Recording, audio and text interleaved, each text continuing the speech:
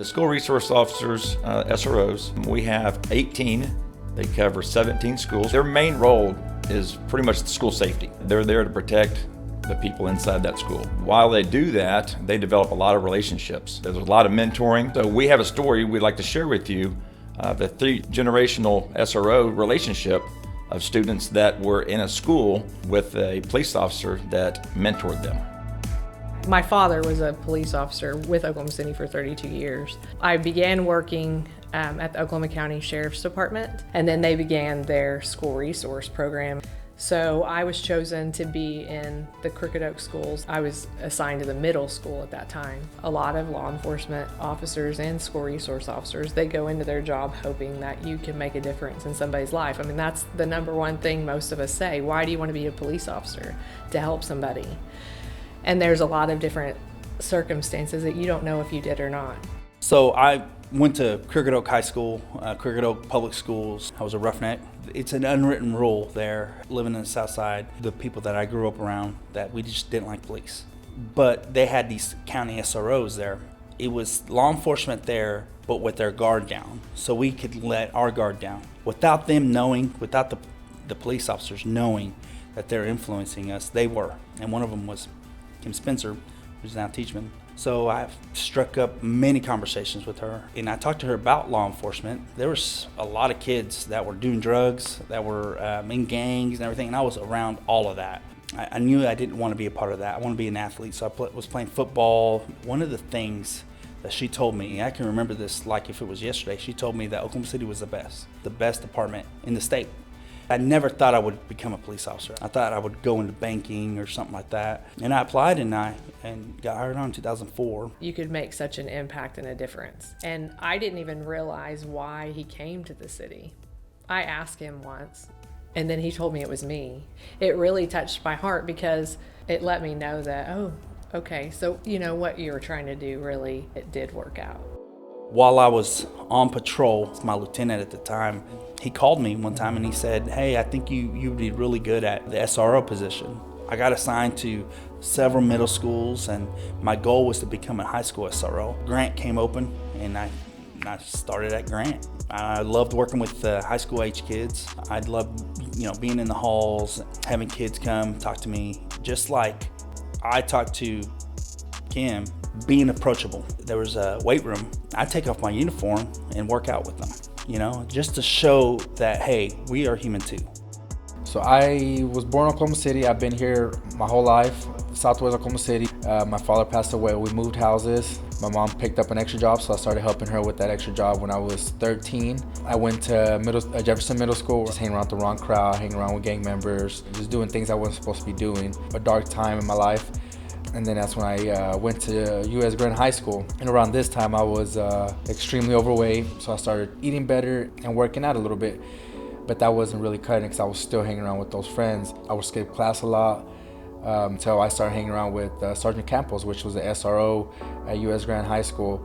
He saw that I was really into fitness. He saw that I was motivated into working out, so he reached out to me and a bunch of other my workout buddies during weight class and would come in and just work out with us on a daily basis. And the more consistent it became, the more I got to realize that he was just a normal person besides being a police officer. And when I graduated, I had my mindset that I wanted to be a police officer. I went to college, got fortunate enough to get hired, and here I am today. Happily married with my high school sweetheart. We've been together for 8 years, married for 2. We are parents of 2 beautiful twin girls. Now I'm in the fact unit working with students, working with the youth, and we're mentors as their friend, and we're there to support them. And so what you do, directly or indirectly, influences the people that you're around. And that's what I took whenever I was the SRO, whenever I was mentoring Jesse. Having the SROs in school is actually really important, and I'm a great example why.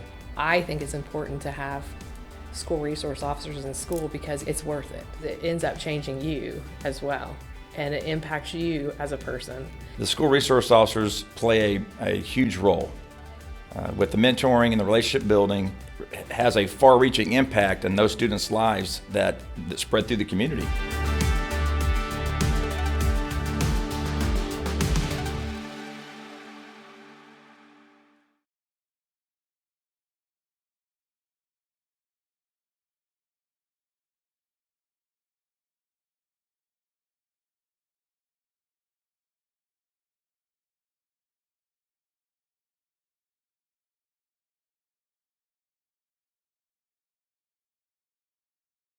The situation is just so desperate. We need to start having a serious conversation nationally about the fact that we don't have the mental health support services out there that we desperately need. 1:22 seconds. I think there's a lot of ways that technology can help our officers do their jobs better. We do have a program out there right now that actually is an asset. The iPads that have been made available to our CIT officers are equipped to access licensed mental health professionals 24 hours a day, 7 days a week.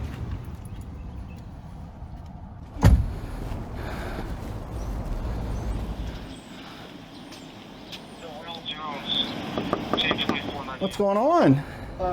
I'm got confused here lately. I don't understand what's reality and what's not sometimes. I have kind of a new thing that we have an iPad that I can let you talk to a mental health professional over the iPad and see what their thoughts might be.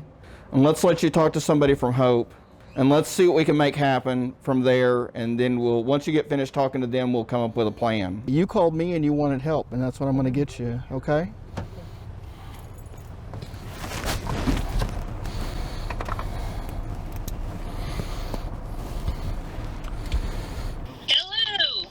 Hi there.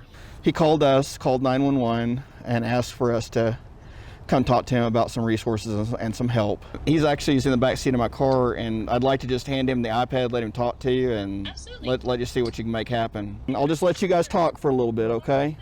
Interventions that the iPad's appropriate for, I find I just give them the iPad, let them sit in the back seat of the car, let them stand outside the car, and I try to give them some distance. Let them have a private conversation. That way he's a little more honest about what's going on. Okay, I think that we made a good plan. He just needs that help, and so we'll make that happen. Be safe, man. I will. Okay? Thank you. Call us anytime, okay? Advancements like this are what inspire me. Advancements like this is what gives me hope when you're actually able to accomplish something and get somebody into a safe place.